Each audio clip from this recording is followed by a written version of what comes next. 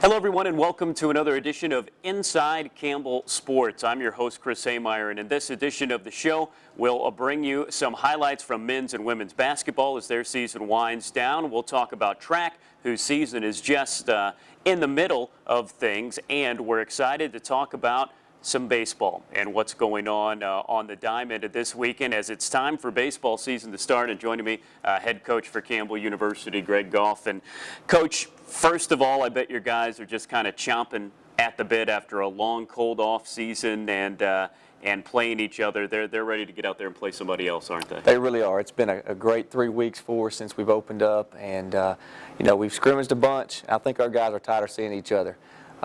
Coach McCarty knows our hitters pretty well, so he's been kind of, doing the signs for the catchers and calling pitches. So our hitters are kind of frustrated because he's been getting them out quite a bit. So it's been good for us. We've had great weather, and at this point our guys are pretty healthy and really excited about starting Friday.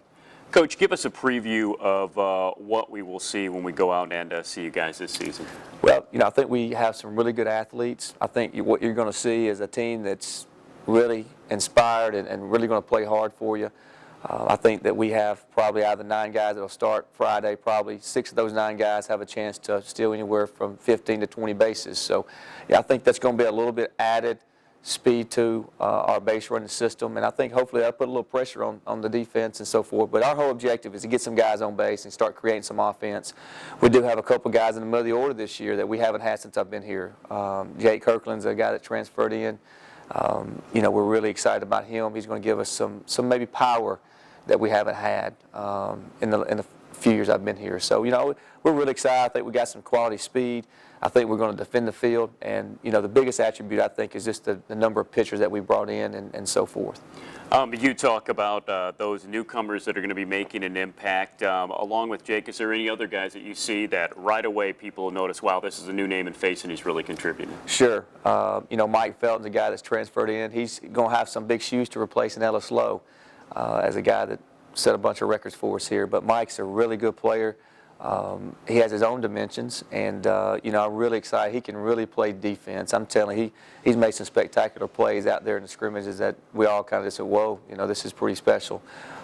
So him, Brent Graham's another guy that transferred in, a shortstop that we feel like hopefully can solidify him, and Cameron Summers, both are guys that are competing for the shortstop position.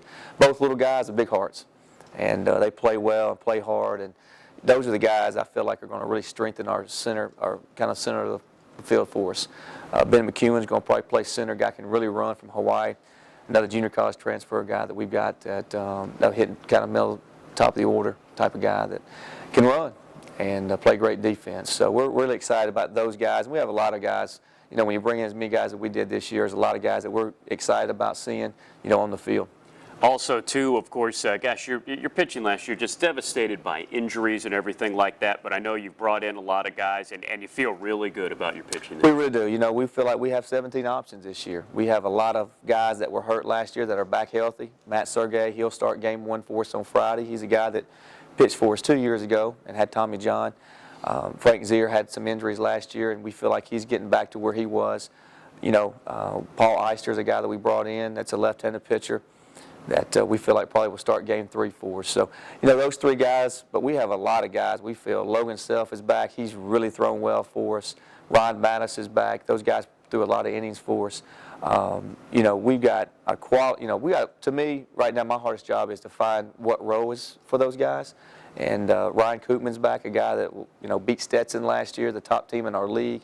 So we've got some options, and as long as we can stay healthy and do things right, those guys have been doing real well for us this spring.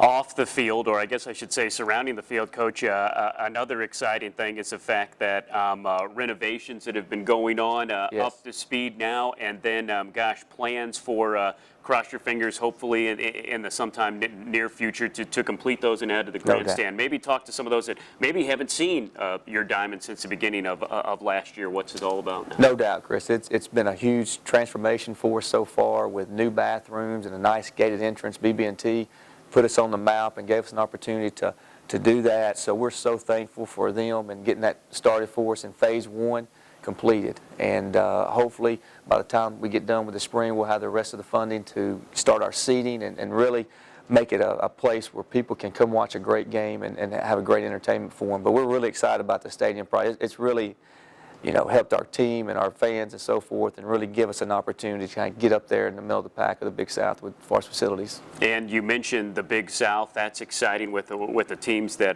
we're going to see come in here to Campbell. But just a great overall schedule when you look up and down it. It is. It's going to be challenging. We open up with Marist, a team that won 35 games last year. They're very, very talented. And then we go right into Duke. We got one of the premier pitchers in the whole country. Probably be a first-round draft choice. So we've got a variety of guys that we're going to be playing this year. I really feel like our schedule is really tough. It's going to challenge us early. But the great thing about the Big South that hasn't been since I've been here with the Atlantic Sun was that we're going to have 4 weeks to prepare. Whereas when we were in the A-Sun, the second weekend of the year, we're going south somewhere and playing. And so I feel like that's going to give us an opportunity to kind of fill out the different roles that we have, pitching-wise, and our position players. So I'm really thankful that we're in a conference that's going to give you, 4 weeks to kind of figure out what you're going to do before you really start playing for what really is the most important part of the season. And the fun thing is, folks, we don't have to wait any longer to see Coach Goff's team on the field. The 2012 edition of Campbell University Baseball. The Fighting Camels in action these next 2 weekends against Marist this weekend and Fordham the weekend after. You can get their entire schedule at gocamels.com. On to a sport who is winding up their season, and as we start our look with basketball, it starts with a big women's win over High Point this past weekend.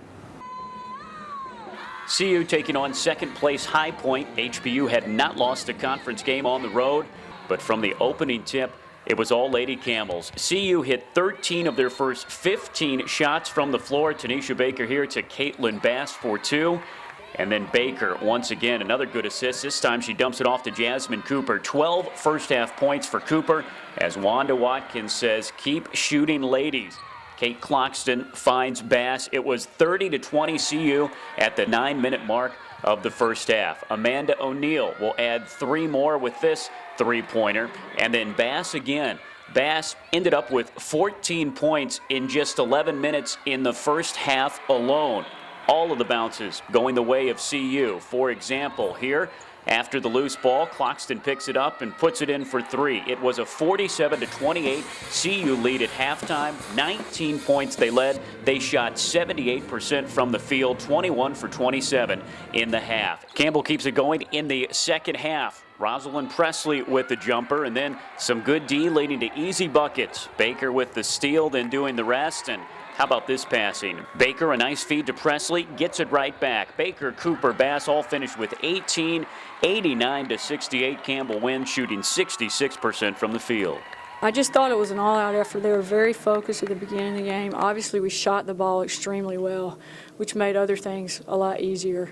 But we defended well as well, and it was good to see. We've been practicing lately with a lot more intensity. We knew that's what we had to do, play with a lot of intensity both halves, and that's what we did. As a team, we played well together. We had 3 people with 18 points, and we had a great lift from the bench, and we just stayed up the whole game. We played with intensity. We got to the boards. We played defense, really defense turns into offense, and tonight it showed what our team, like with our intensity. A lot of the alumni were here for you today and came down on the court. How great was it to see those ladies that have meant so much?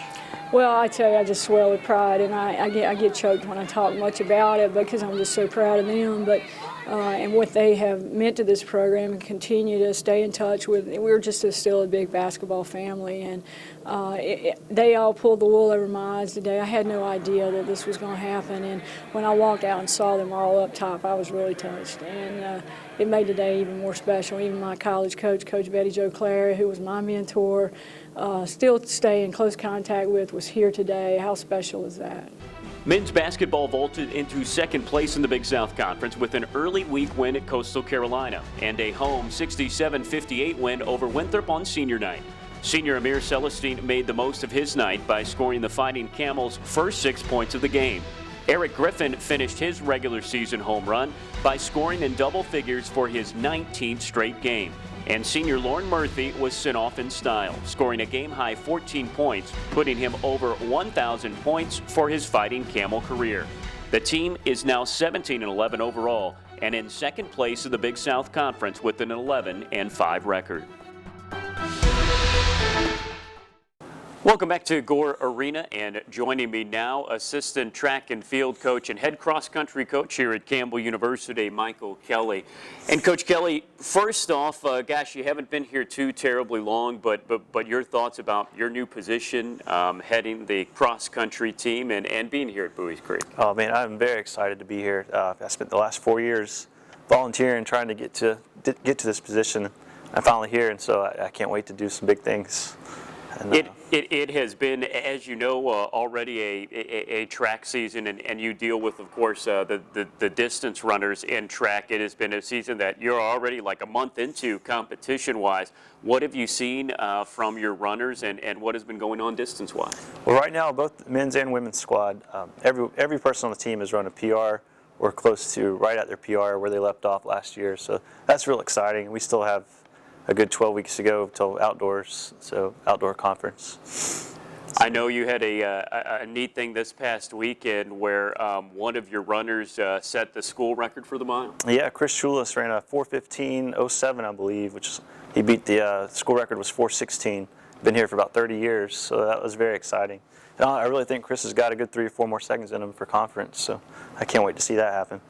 Coach, when we talk about what you guys do with the distance runners, a lot, of course, your cross-country runners just go straight in to the track portions of things. Maybe give those out there that aren't familiar with what these D1 athletes go through, and especially the distance runners, what kind of their day is like to train to get to the level that they are. Well, it's really not a daily thing. It's what you do over the course of the last 5 years to get them to this point.